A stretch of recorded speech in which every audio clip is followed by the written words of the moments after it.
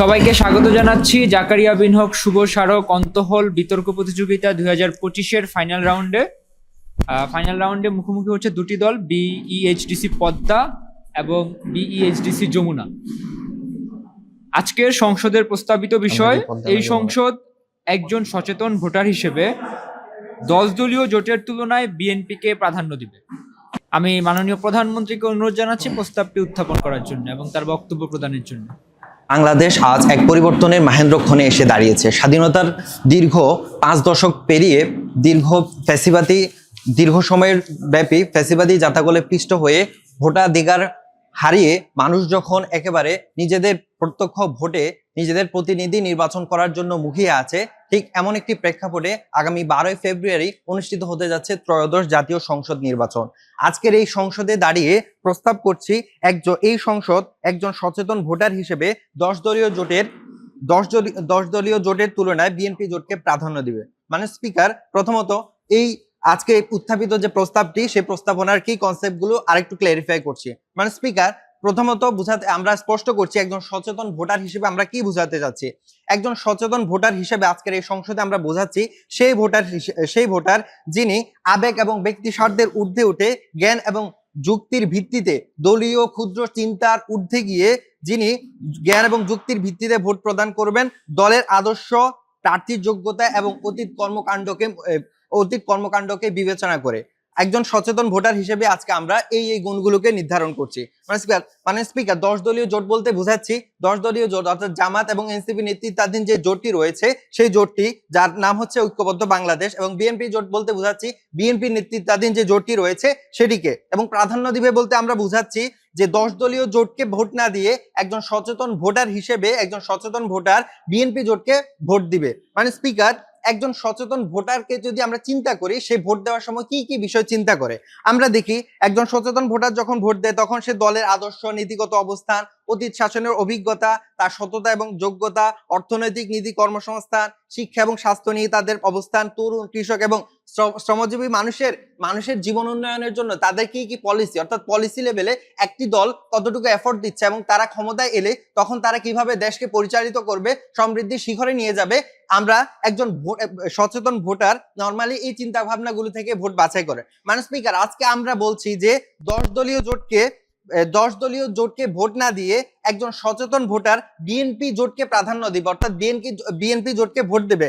কারণ তার সুস্পষ্ট কয়েকটি কারণ আমরা উল্লেখ করছি। মানে স্পিকার, যে দলীয় আদর্শ এবং নীতিগত অবস্থান, বাংলাদেশের ভৌগোলিক অবস্থান বিবেচনায় আন্তর্জাতিক গ্রহণযোগ্যতা, বিশেষ করে ভারতীয় আধিপত্যবাদ মোকাবেলায় সক্ষমতা, এরপরে সরকার পরিচালনায় অতীত অভিজ্ঞতা এবং সংস্কার প্রশ্নে আপোষহীনতার কারণে আমরা আজকের এই একজন সচেতন ভোটার হিসেবে বলছি যে 10 দলীয় অর্থাৎ জামাত নেতৃত্বাধীন জোটকে নয়, বরং বিএনপি নেতৃত্বাধীন যে বিএনপি জোটকে আছে একজন সচেতন ভোটার তাকেই ভোট দিবে। মানে স্পিকার, কেন আমরা যদি বলি বাংলাদেশ জাতীয়তাবাদী দল যখন 75 পরবর্তী সময়ে বাংলাদেশ যখন একটি অস্থিতিশীল এবং সংকটময় মুহূর্ত পার করছিল, তখন শহীদ রাষ্ট্রপতি জিয়াউর রহমান বাংলাদেশি জাতীয়বাদকে ভিত্তি ধরে এই দলকে প্রতিষ্ঠা করেন এবং তার মৃত্যুর পূর্ব পর্যন্ত, তার শাহাদাতের পূর্ব পর্যন্ত তিনি আপ্রাণ চেষ্টা করে বাংলাদেশকে স্টেবল এবং একটি সমৃদ্ধশালী দেশ হিসেবে প্রতিষ্ঠার জন্য চেষ্টা করেছিলেন। এবং পরবর্তীতে আমরা দেখি আপসহীন দেশনেত্রী বেগম খালেদা জিয়ার যে আপসহীন সংগ্রাম, পরবর্তীতে আমরা দেখি যে বর্তমান বাংলাদেশ জাতীয়তাবাদী দলের যে চেয়ারপারসন, তার যে দূরদর্শী চিন্তা ভাবনা, আমরা মনে করি এটি বাংলাদেশের ভবিষ্যৎকে নির্ধারণ করার জন্য গুরুত্বপূর্ণ ফ্যাক্টর। পাশাপাশি আমরা 10 দলীয় জোটের তুলনায় বিএনপি জোটকে কেন প্রাধান্য দিচ্ছি, কারণ বাংলাদেশের ভৌগোলিক অবস্থান যদি আমরা চিন্তা ভাবনা করি তাহলে আমরা দেখি বাংলাদেশের ভৌগোলিক অবস্থানে 3 দিকে ভারত বেষ্টিত। এখন এখানে যদি জামাত নেতৃত্বাধীন, যাদের গায়ে সাম্প্রদায়িকতা ট্যাগ আছে, এরকম যদি ধর্মীয় নেতৃত্বাধীন একটি দল যদি ক্ষমতায় আসে, ঠিক কতটুকু বাংলাদেশ স্টেবল থাকবে এবং ভৌগোলিকভাবে আন্তর্জাতিকভাবে বাংলাদেশ স্টেবল থাকবে সেটা নিয়ে প্রশ্ন থেকে যায়। পাশাপাশি এই যে এই যে বিএনপি জোটকে আমরা প্রাধান্য দেব, কারণ এই দলটি অতীতে তিনবার রাষ্ট্র ক্ষমতায় অধিষ্ঠিত ছিল এবং রাষ্ট্রকে কিভাবে ফর্ম করতে হয়, কিভাবে চালাতে হয়, এই দলটির সুস্পষ্ট অভিজ্ঞতা রয়েছে। পাশাপাশি সংস্কার প্রশ্নে আপোষহীনতার কারণেই এই দলটিকে আমরা মনে করি যে একজন সচেতন ভোটার বেশি প্রাধান্য দিবে। কারণ আজকাল আমরা দেখি যে বায়বীয়ভাবে বিএনপিকে, বাংলাদেশ জাতীয়তাবাদী দলকে সংস্কার বিরোধী হিসেবে রিপ্রেজেন্ট করা হচ্ছে, অথচ আমরা শুরু থেকেই দেখি যে জিয়াউর রহমানের 19 দফা, যে বেগম খালেদা জিয়ার যে ভিশন 2030 এবং বর্তমান চেয়ারপারসনের যে 31 দফার যে সংস্কার কর্মসূচি, সেটি কিন্তু বিএনপি এই যে জুলাই অভ্যুত্থানের পূর্ববর্তী সময় থেকেও বারবার বলে আসছে। অর্থাৎ অভ্যুত্থানের পরবর্তীতে আমাদের মাঝে সংস্কার নিয়ে ব্যাপক প্রত্যাশা, ব্যাপক উচ্ছ্বাস, কিন্তু এই বিএনপি আরো আগে থেকে, আওয়ামী ফ্যাসিবাদের পতনের আগে থেকেই কিন্তু সংস্কারের সুস্পষ্ট রূপরেখা দিয়ে আসছিল। এই যে সংবিধান সংস্কার কমিশন গঠন, উচ্চকক্ষ, তত্ত্বাবধায়ক সরকার, ন্যায়পাল থেকে শুরু করে সব কিছুতেই বিএনপি কিন্তু সংস্কার প্রশ্নে নিজেদের সুস্পষ্ট অবস্থান জানান দিয়েছে। এই জন্য আমরা মনে করছি যে 10 দলীয় জোটের তুলনায় বিএনপি জোটকে একজন সচেতন ভোটার প্রাধান্য দিবে। ধন্যবাদ।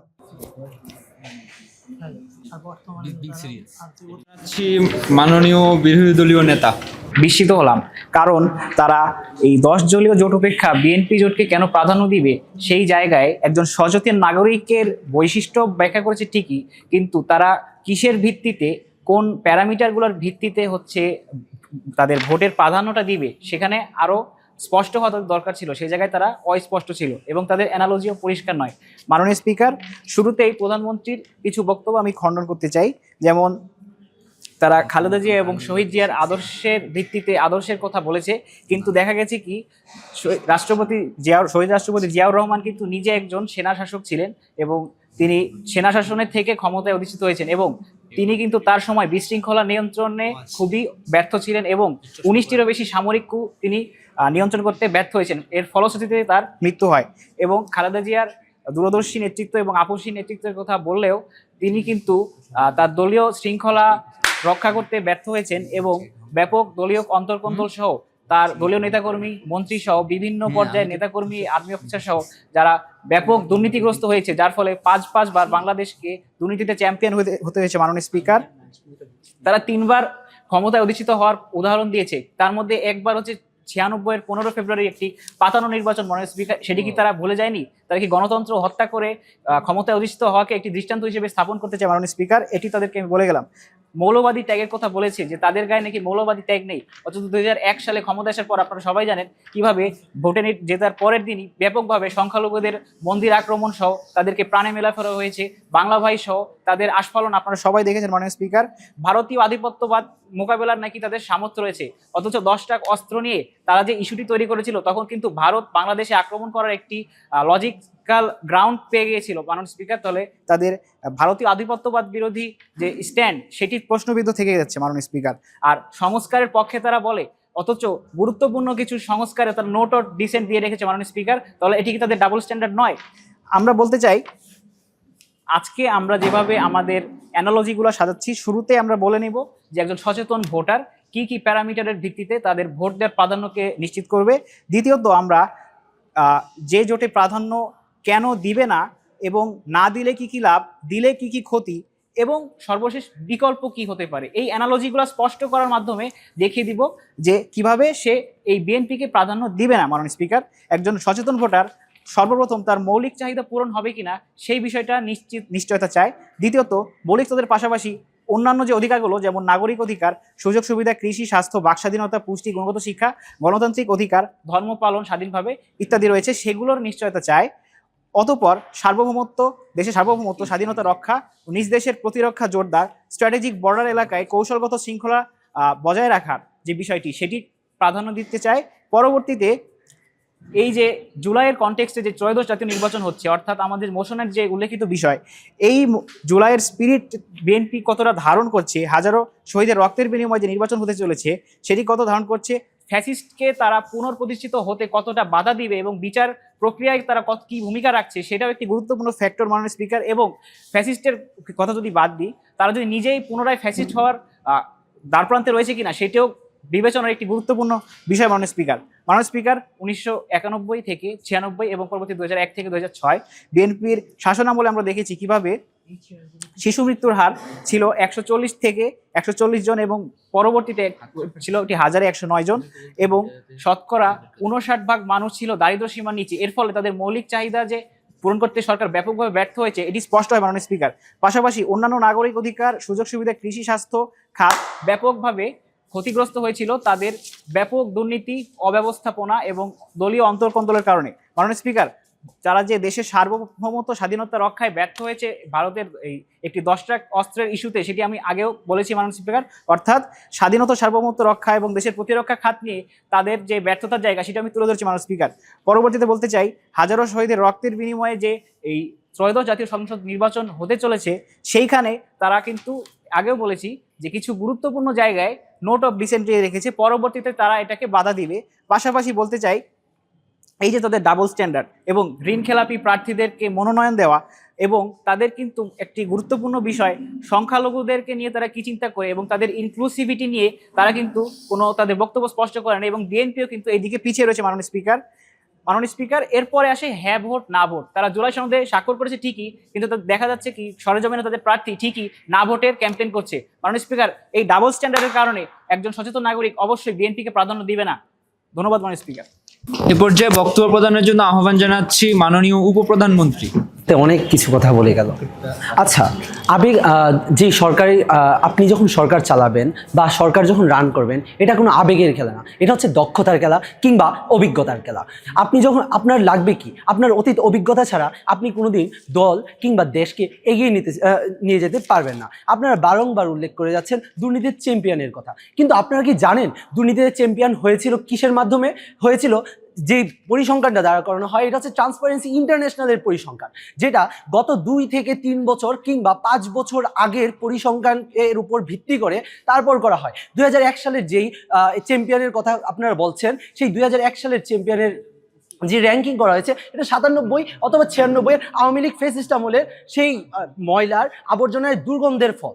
আপনি 2002 কিংবা 2003-এর যে ট্রান্সপারেন্সি ইন্টারন্যাশনালের রিপোর্ট দেখবেন, এটা কিসের ফল? সেই আগের আবর্জনার দুর্গন্ধের ফল। আপনারা বারবার দুর্নীতির চ্যাম্পিয়নের কথা বলছেন, যেটা শুধু পরিসংখ্যানের বিভ্রান্তি ছাড়া আর কিছুই নাই। আর তারপর আপনারা শহীদ জিয়াউর রহমানের দূরদর্শিতার কথা নিয়ে উঠলেন, যেখানে আপনারা তার দূরদর্শিতার কথা চিন্তা করলে সবার আগে আমরা বলবো চট্টগ্রামের কথা। তার দূরদর্শিতা এত ছিল, সে চট্টগ্রামকে বিভক্ত হয়ে যাওয়ার সেই বিভক্তি হয়ে যাবে সেটা আগে থেকে বুঝতে পেরেছিল, সেখানে বাঙালিদের সেটেলার হিসেবে পাঠিয়েছিল। আপনারা জিয়াউর রহমানের সেই মুক্ত বাজার নীতির কথা ভুলে গিয়েছিলেন, এই জন্য আপনারা জিয়াউর রহমানকে এক ধরনের কটূক্তি করেছেন।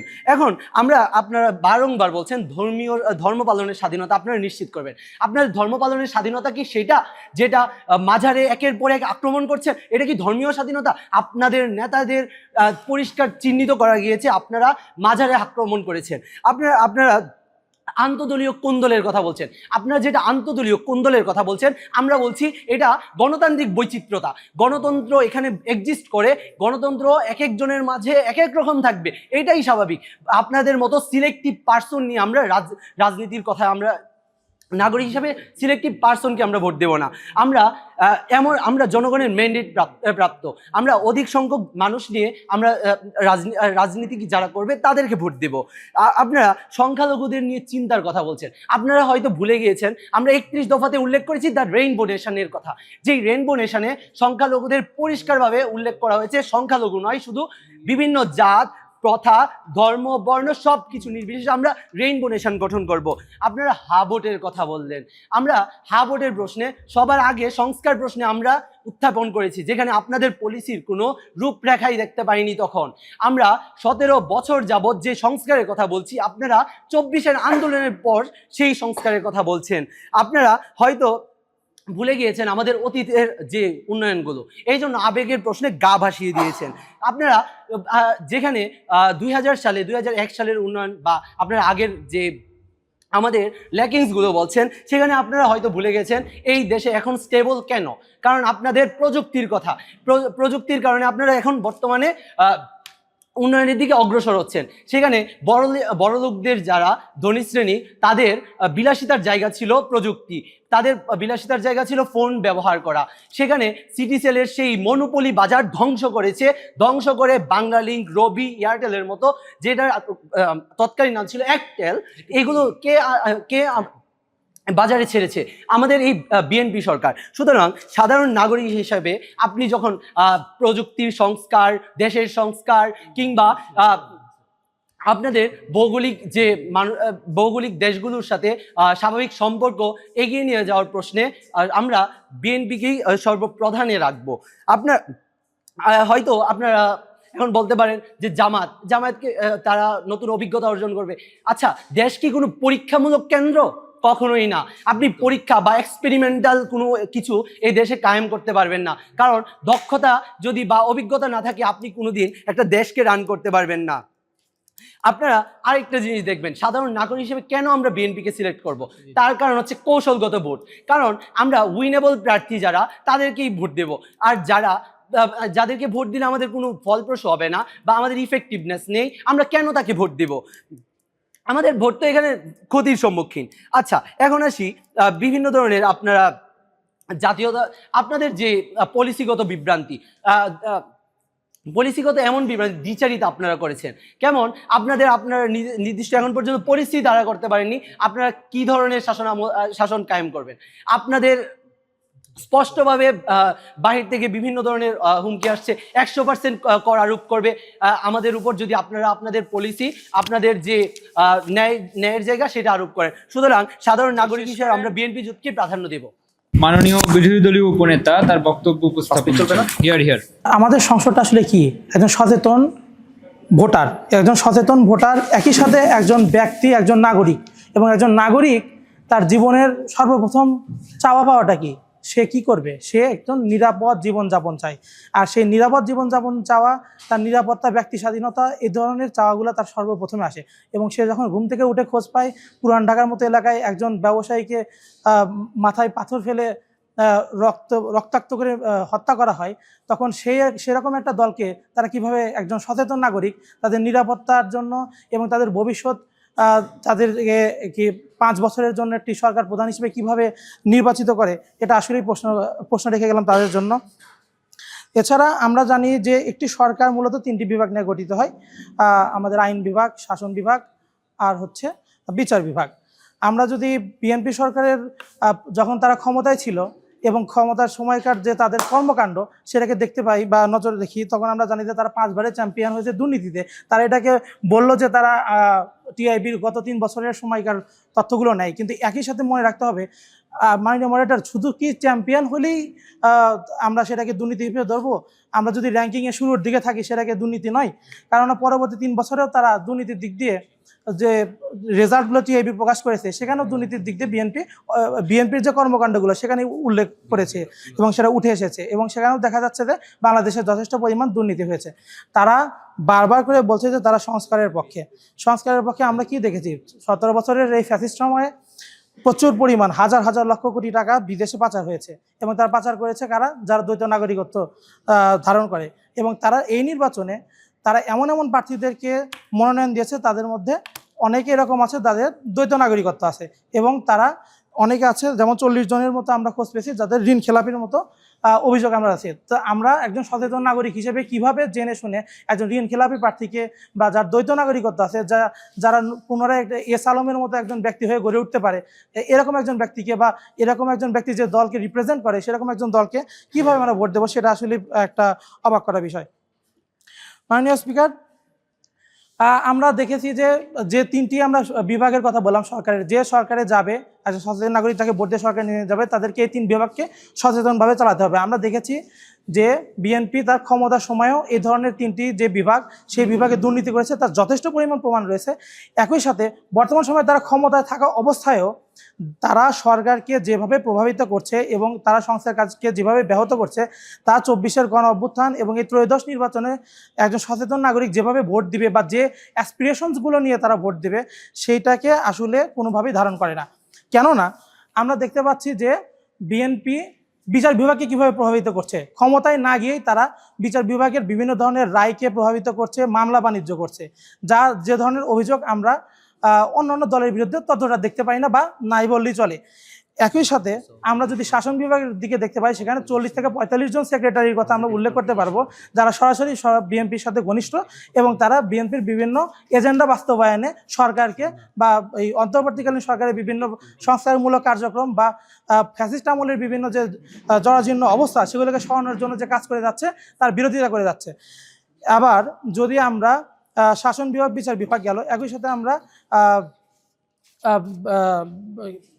আইন বিভাগের কথা বলি। আইন বিভাগে তো তারা অলরেডি আমরা বলেই দিয়েছি যে তারা ঋণখেলাপি ব্যক্তিদেরকে এমপি হিসেবে তুলে ধরেছে। তো এমন অবস্থায় আমরা দেখে যাচ্ছি যে কুমিল্লা 8 আসনের যে এমপি প্রার্থী, সেখানে দেখা যাচ্ছে তিনি 648.68 কোটি টাকার তার বিরুদ্ধে একটি ব্যাংকের ঋণখেলাপির সমস্যা আছে। তো এই ধরনের যে তথ্যগুলো তো তারা পাশ কাটিয়ে যাচ্ছেন এবং বারবার শুধু অতীতের গৌরবের কিছু কথা তুলে ধরছেন, কিন্তু বর্তমান সময়ে দেশের একদম প্রান্তীয় পর্যায়ের যে বাজার থেকে শুরু করে ঢাকা শহরের কেন্দ্রীয় এই ক্যাপিটালে থাকা বিভিন্ন দুর্নীতি এবং সিন্ডিকেটের সাথে তাদের নাম যে প্রতিনিয়ত জড়িত যাচ্ছে, যা আমরা সচেতন নাগরিক হিসেবে প্রতিনিয়ত দেখতে পাচ্ছি। এই অবস্থায় তারা কিভাবে একটি উর্বর এবং সুন্দর ভবিষ্যৎ আমাদেরকে উপহার দিবেন এ ব্যাপারে আমরা সন্দিহান। আর তারা বললেন যে 10 দলীয় জোটের কোনো প্রকার পলিসি নেই। তারা কি 200 জন তাদের নিজস্ব অন্তর্কন্দল সহ তাদের অন্যান্য জায়গায় প্রায় 200 জনের মতো মানুষ তাদের কারণে নিহত হয়েছে এবং 100 জনের উপর তাদের বিরুদ্ধে ধর্ষণের শিকার আছে। একজন ব্যক্তি কিভাবে এই ধরনের খবর শোনার পর বা তারা কিভাবে এই ধরনের একটা স্ট্যাটিস্টিক্স তাদের সম্পর্কে থাকার পরও তারা কিভাবে একটি ভালো সরকার উপহার দেবে, সেটা আসলেই প্রশ্নবিদ্ধ একটা ব্যাপার। আর বলছে যে 10 দলীয় জোটের কোনো পলিসি নেই। 10 দলীয় জোট যা পলিসি দিয়েছে তা তাদের পলিসির তুলনায় যথেষ্ট রকম ভালো। তারা ফ্যামিলি কার্ডের একটা কথা বলেছে, যার কোনো বাস্তবিক ভিত্তি নেই। অন্যদিকে আমরা যে পলিসিগুলো দিয়েছি, যেমন 7 ঊর্ধ্ব ব্যক্তিকে আমরা চিকিৎসা সেবা দেব এবং সুদহীন দেব, এই ধরনের যে পলিসিগুলো সেটা আমরা দিয়েছি, কাজে আমাদেরকে জনগণ ভরসা করতে পারে। ধন্যবাদ। মাননীয় বিরোধী দলীয় উপনেতা তার বক্তব্য উপস্থাপন করবেন। হিয়ার প্রশ্নটি ছিল, এই সংসদ একজন সচেতন ভোটার হিসাবে 10 দলীয় জোটের চেয়ে বিএনপি জোটকে প্রাধান্য দিবে কেন? সঙ্গত কারণেই আমি এবং আমার দল এর পক্ষে অবস্থান করছি এবং আমাদের দলের স্ট্যান্ড পয়েন্টগুলো আমার দলের প্রধানমন্ত্রী এবং মাননীয় মন্ত্রী উল্লেখ করে দিয়ে গেছেন। তো আজকে আমি আমার দলের তৃতীয় বক্তা হিসাবে আমি যদি আজকে আমাদের এই ওভারঅল বিতর্ককে যদি একটা সামারাইজ করি বা একটা কেন্দ্রে নিয়ে আসি, তাহলে আমাদের এই বিতর্কটা এমন হওয়া উচিত ছিল যে আমরা বিএনপিকে কেন ভোট দিব, আমরা আমাদের স্ট্যান্ড পয়েন্টগুলো তুলবো, তারা কেন 10 দলীয় জোট কেন বেটার বিএনপির চেয়ে, তারা সেই পয়েন্টগুলো তুলবে। কিন্তু আমরা যদি শুরু থেকে আজকে খেয়াল করি, আমাদের দলের প্রধানমন্ত্রী আমাদের দল কেন বেটার সেটা দেখে গিয়েছেন এবং কেন ভোট দেবে দেখে গিয়েছেন। কিন্তু অপরদিকে আমরা যদি বিপক্ষ দলের যদি আমরা তাদের বক্তব্যগুলো খেয়াল করি, তাদের প্রধান বক্তা দ্বিতীয় বক্তা দুইজনই শুধু আসলেন এবং আমাদের যে দোষত্রুটিগুলো আমাদের সেগুলো উল্লেখ করে চলে গেলেন। কিন্তু তাদের যে পলিসি, তারা যে ক্ষমতায় আসলে তারা কিভাবে দেশ চালাবে, তাদের পলিসিগুলো কি, সেটা খুব তেমনভাবে উল্লেখ করেনি, বলাই যায় যে উল্লেখ করেনি। জাস্ট খালি আমাদের দোষত্রুটিগুলো তারা উল্লেখ করে চলে গেছেন যে আমরা এই করছি এবং আমরা খারাপ জন্য তারা বেটার। কিন্তু তারা কেন বেটার, তারা সেই জিনিসগুলো সঠিকভাবে উপস্থাপন করেন।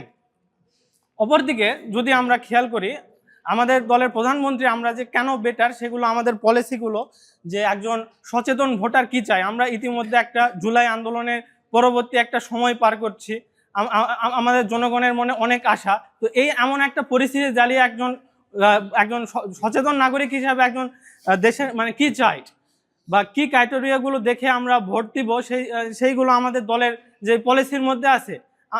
যেমন আমাদের দলে 31 দফার কথা আছে, যেটা সুস্পষ্ট একটা সংস্কার, আমরা সংস্কারের পক্ষে আছি বা আমরা জনগণের জন্য কি কি করতে চাই, আমরা যদি ক্ষমতায় যাই আমরা কি করবো, 31 দফার মধ্যে সুস্পষ্ট আছে। এছাড়াও তারা বলছে আমরা নাকি সংস্কারের বিরোধী, কিন্তু আমরা তো শুরু থেকেই সংস্কারপন্থী এবং আমরা সংস্কারের পক্ষে আছি এবং আমাদের যে 31 দফার মধ্যে সেগুলো সুস্পষ্ট। এছাড়াও আমাদের একটা অভিজ্ঞতা আছে রাষ্ট্র যে চালানো। আমার দলের দ্বিতীয় বক্তা বলে গেছে, রাষ্ট্র তো কোনো একটা গিনিপিক না যে আমরা এটাকে পরীক্ষামূলক একটা জায়গার মধ্যে ছেড়ে দেব। তো আমাদের দলের অভিজ্ঞতা আছে, আমাদের সুস্পষ্ট পলিসি আছে, আমাদের লক্ষ্য আছে, আমাদের বিভিন্ন প্ল্যান আছে, যার কারণে জনগণ খুব স্বাভাবিকভাবেই আমাদেরকে বাছাই করবে। আর তারা শুধু আসলেন আমাদের জিয়াউর রহমানকে একটু কুলসিত করে গেলেন। জিয়াউর রহমান কি বাংলাদেশের জন্য কি মানে জিয়াউর রহমানের অবদানকে একটু ছোট করে গেছেন, অথচ বাংলাদেশের জন্য ওই সময়কার প্রেক্ষাপটে জিয়াউর রহমানের অবদান ছিল খুবই উল্লেখযোগ্য। আমাদের যে পার্বত্য চট্টগ্রাম, যেটা নিয়ে আমরা প্রায় দেখি যে বিচ্ছিন্ন হতে চাই, সেই পার্বত্য চট্টগ্রামের অক্ষুণ্ণতা রক্ষার জন্য সর্বপ্রথম জিয়াউর রহমান অবদান রেখেছিলেন। তো এছাড়াও বিভিন্ন ক্ষেত্রে মানে তারা শুধু আসলেন আমাদের মানে একটু আমাদের যে দলীয় আমাদের বিভিন্ন নেতাদেরকে বা আমাদের দোষ ত্রুটিগুলো উল্লেখ করে চলে গেলেন, কিন্তু তাদের স্ট্র্যাটেজি কোথায়? তাদের তো কোনো দেখা যাচ্ছে না। এছাড়াও হচ্ছে আমরা যদি আঞ্চলিক মানে তৃণমূল পর্যায়ে লক্ষ্য করি, তাহলে আমরা তৃণমূল পর্যায়ে লক্ষ্য করব যে যদি আমরা আমাদের এলাকার দিকে খেয়াল করি, তো আমাদের যে নেতা কর্মীগুলো খুবই সুস্পষ্ট বা কারা এটা সবাই চেনে, কিন্তু তৃণমূল পর্যায়ে তাদের তেমন জনপ্রিয়তা নাই। বা আমি যদি আমার এলাকার কথাই বলি, আমি আমার এলাকার বিএনপি প্রার্থীকে বা আমাদের জোটের প্রার্থীকে তাকে আমরা খুব স্বাভাবিকভাবে চিনি, কিন্তু তাদের যে প্রার্থী সেটা জনগণের সামনে তারা খুবই সুস্পষ্ট নয়। তাদের একটা গুপ্ত রাজনৈতিক একটা জিনিস লক্ষ্য করা যায়। অথচ আমরা সেই দীর্ঘ 15-16 বছর ধরে আমরা রাজপথে লড়াই করছি এবং আমরা আমাদের নেতাকর্মীরা তারা বলেন জুলাই আন্দোলনে আমাদের কি জুলাই স্পিরিটকে আমরা ধারণ করি কিনা, আমাদের বিএনপির নেতাকর্মীরা বা আমাদের দলের নেতাকর্মীরা আমরা কি রাজপথে লড়াই করিনি? আমরা তো দীর্ঘ সেই 15-16 বছর ধরে ফ্যাসিস্ট গভর্নমেন্টের বিরুদ্ধে আমরা লড়াই করে যাচ্ছি এবং আমাদের নেতাকর্মী অনেকে জেল জুলুম গুমের শিকার হয়েছে। আমরা আমাদের ইলিয়াস আলীর কথা আজকে স্মরণ করতে চাই, যিনি আওয়ামী লীগ ফ্যাসিস্টের বিরুদ্ধে কথা বলতে চায়, ভারতীয় আধিপত্যবাদের বিরুদ্ধে লড়াই করতে চায়, তিনি গুমের শিকার হয়েছেন। তো আমাদের সবকিছু এখানে স্পষ্ট, কিন্তু আমাদের বিপরীতে তারা শুধু আসলেন আমাদের দোষগুলো উল্লেখ করেই চলে গেলেন। আমি আশা করব তাদের পরবর্তী যেই বক্তা তাদের যেই পলিসিগুলো উল্লেখ করে যাবেন। তো যদি আমরা আজকে দুই দিকের হচ্ছে আলোচনাগুলো বা স্ট্যান্ড পয়েন্টগুলো যদি আমরা লক্ষ্য করি, তাহলে আমি মনে করি সঙ্গত কারণে আমি এবং আমার দল বিজয়ের দাবিদার, এবং আমি মনে করি যে একজন সচেতন ভোটার 10 দলীয় ভোটের চেয়ে বিএনপি জোটকেই প্রাধান্য দিবে। এই বলে আমার বক্তব্য শেষ করছি। ধন্যবাদ মাননীয় স্পিকার। আমি মাননীয় প্রধানমন্ত্রীকে অনুরোধ জানাচ্ছি প্রস্তাবটি উত্থাপন করার জন্য এবং তার বক্তব্য প্রদানের জন্য। আমার সরকার দলীয় হুইপ যে কথাটা বলে গেছে যে আমরা শুধুমাত্র তাদের দলের নিন্দাই করে যাচ্ছি, আমরা আমাদের স্ট্র্যাটেজিটা বলতেছি না। তো প্রথমত আমি বলতে চাই এটা হচ্ছে একটা পলিসি বিতর্ক। এখানে হচ্ছে আমাদের মেইন কাজই হচ্ছে কি আমরা কেন তাদের বিরোধিতা করতেছি সেটা উল্লেখ করা, এবং এখানে আমরা বলতেছি না যে আমরা জামাত দলকেই বা জামাতকে বা ধর্মীয় রাজনীতির ভিত্তিতে কোনো দলকে প্রাধান্য দিচ্ছি, আমরা সেটা বলছি না। বরং আমরা বলতেছি যে একজন সচেতন নাগরিকের ক্রাইটেরিয়া হিসেবে তার যেই ক্রাইটেরিয়াগুলো আছে সেই অনুযায়ী সে কেন এই দলটাকে প্রাধান্য দিবে না। এবং আমি বলতে চাই এখানে আমরা জামাত বা 10 দলীয় জোটের জন্য আমরা এখানে নির্বাচনী প্রচারণা করতে আসি নাই, আমরা বরং দেখাতে চাচ্ছি যে কেন আমাদের প্রাধান্য দেওয়া উচিত না। তো সেই ক্ষেত্রে হচ্ছে আমরা এই ধরনের। আর তার আরেকটা বিষয় হচ্ছে বিকল্প, তিনি বিকল্পের কথা উল্লেখ করতেছে। সেই ক্ষেত্রে আমরা বলছি যে একজন সচেতন নাগরিকের ক্রাইটেরিয়ার মধ্যে যে দল পড়বে বা যে ব্যক্তি পড়বে তার যে যোগ্যতা দরকার আছে সেটা যদি পড়ে সে হিসেবে একজন নাগরিক সেই ব্যক্তিকে বা সেই দলকে হচ্ছে সিলেক্ট করবে। তো সেই হিসাবে হচ্ছে আমরা বিএনপিকে কেন সিলেক্ট করবে না সেই দিকটা হচ্ছে আমরা এখানে উল্লেখ করেছি। তো সেক্ষেত্রে আমার দলীয় নেতা কয়েকটা পয়েন্ট উল্লেখ করে গেছে যে একজন সচেতন নাগরিকের কি কি ক্রাইটেরিয়া হতে পারে বা কি কি বৈশিষ্ট্য হতে পারে। তারপরে আমার উপনেতা এখানে উল্লেখ করে গেছে আইন বিভাগ, শাসন বিভাগ বা বিচার বিভাগের ক্ষেত্রে তারা বিএনপি কি ধরনের দুর্নীতি করে গেছে বা তাদের কি ধরনের ব্যর্থতা ছিল সেগুলো তিনি উল্লেখ করে গেছে।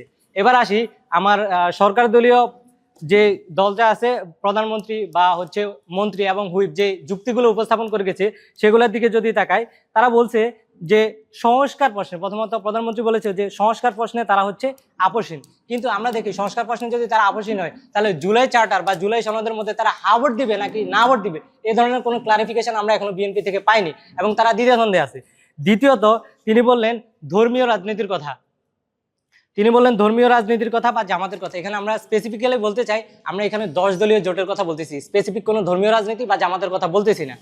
তৃতীয়ত তিনি বলছে যে অভ্যুত্থানের আগ থেকেই তারা সংস্কারের কথা বলে যাচ্ছে, কিন্তু সংবিধান সংস্কার কমিশনের যদি আমরা অধিকাংশ প্রস্তাব দেখি যে সংবিধান সংস্কারের অধিকাংশ প্রস্তাব সেগুলোর ক্ষেত্রে তারা না ভোট দিয়েছে একটা গুরুত্বপূর্ণ জায়গা, যে এমন একটা সংস্কারের কথা বলা হয়েছে যে এক ব্যক্তি দুই মেয়াদের বেশি প্রধানমন্ত্রী থাকতে পারবে না, এমন একটা সংস্কার যেটা হচ্ছে ফ্যাসিস্টকে রোধ করতে পারবে। কিন্তু সেই সংস্কারের প্রশ্ন তারা কিন্তু না ভোট দিয়েছে এবং তারা এটাকে সমর্থন করেনি। তারা চায় না যে 2 মেয়াদের বেশি কোনো সরকার প্রধানমন্ত্রী থাকুক, এটার ক্ষেত্রে তারা না ভোট দিয়েছে।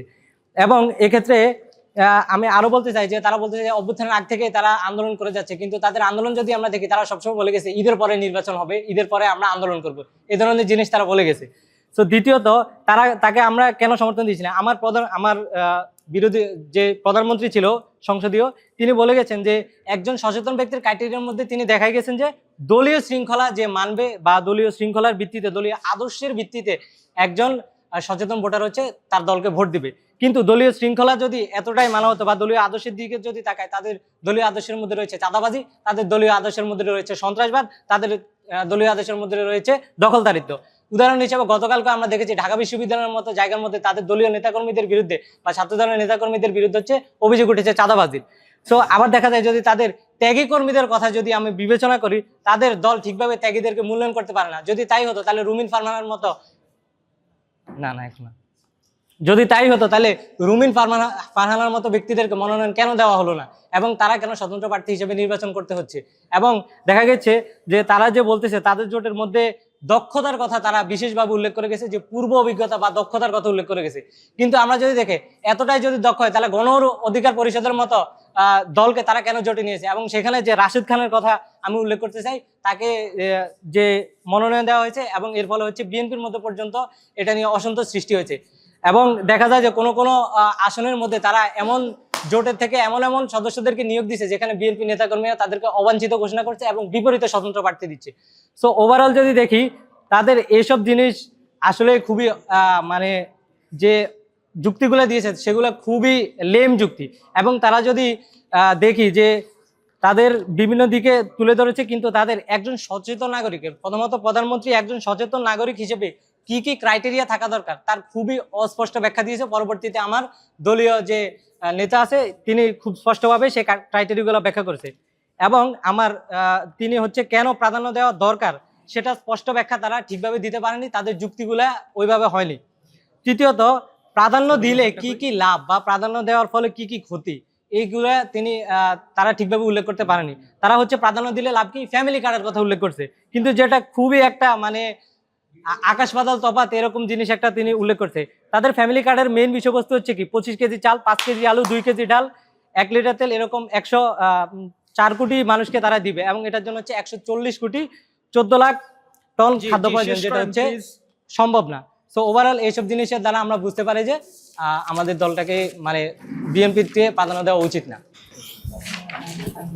মাননীয় স্পিকার, আমি বলতে চাই এটি একটি সমর্থন মোশন এবং এখানে আমাদের প্রধান কাজ বিএনপি পন্থী জোটকে আমরা কেন প্রাধান্য দিব না সেটিকে তুলে ধরা, এবং তাদের প্রাধান্য না দিলে কি কি লাভ এবং দিলে কি কি ক্ষতি সেই জিনিসগুলো ব্যাখ্যা করা। এবং আমি সহ আমার উপনেতা এবং বিরোধী দলীয় হুইপ সেই কাজটি করে যাচ্ছেন।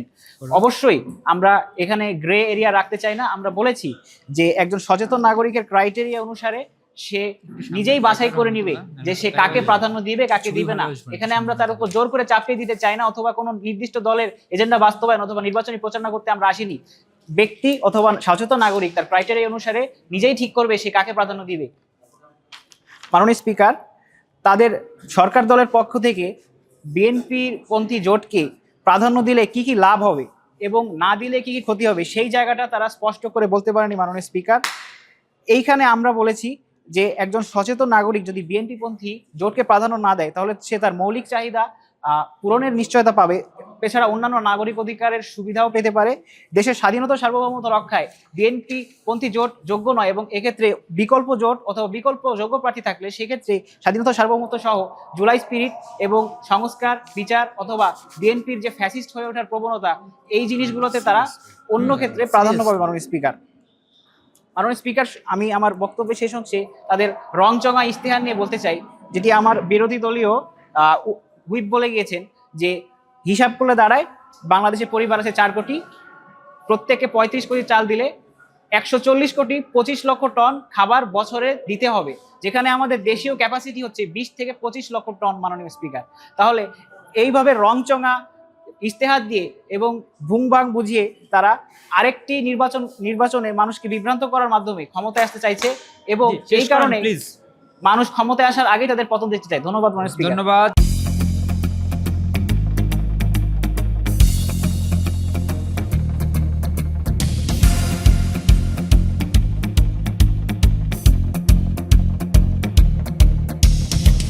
জি, মাননীয় উপপ্রধানমন্ত্রী। আমার বিরোধী দলীয় নেতারা যে কথাগুলো বারংবার নিজেদের স্ববিরোধিতার কথা বলে যাচ্ছেন, তারা প্রথমত বলছেন যে তারা নির্বাচনী কোনো প্রচারণা চালাচ্ছেন না, আবার একই সময়ে তারা এই কথা উল্লেখ করছেন যে তাদের তাদের তাদের পলিসি কেন বেটার, তারা তবুও তাদের কোনো পলিসি দিয়ে যেতে পারেনি।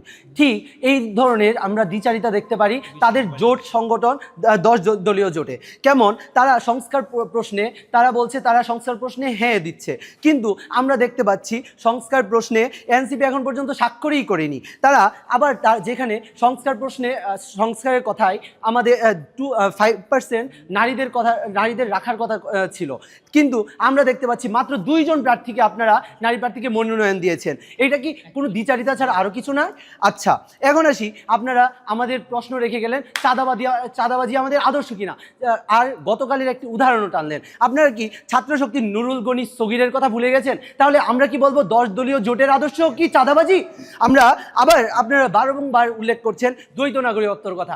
দ্বৈত নাগরিকত্ব থাকলে কি তো কোনো নির্বাচনের প্রার্থী হতে পারবে না, যে আপনারা হয়তো এই কথাটা ভুলেই গিয়েছেন। এখন আসি, আপনারা ঋণ খেলাপির কথা বললেন। ঋণ খেলাপি বিগত ফেসিস্ট আমলের যে অ্যাকাউন্টগুলো ফ্রিজ করা হয়েছিল, সেই জন্য ব্যবসায়ী ক্ষতিপূরণের জন্য কিছু ঋণ নিতে হয়, আর এই ঋণটা নেওয়ার জন্য আপনারা যদি ঋণ খেলাপি বলে দেন, আপনারা কোনোভাবে সেই আমলে ঋণ খেলাপি করার মতো সাহস কোনো দলের ছিল না। সুতরাং লিগ্যাল প্রসিডিউরস মেনেই ঋণ নেওয়া হয়েছিল। আপনারা আবার উল্লেখ করলেন রুমিন ফারহানার কথা।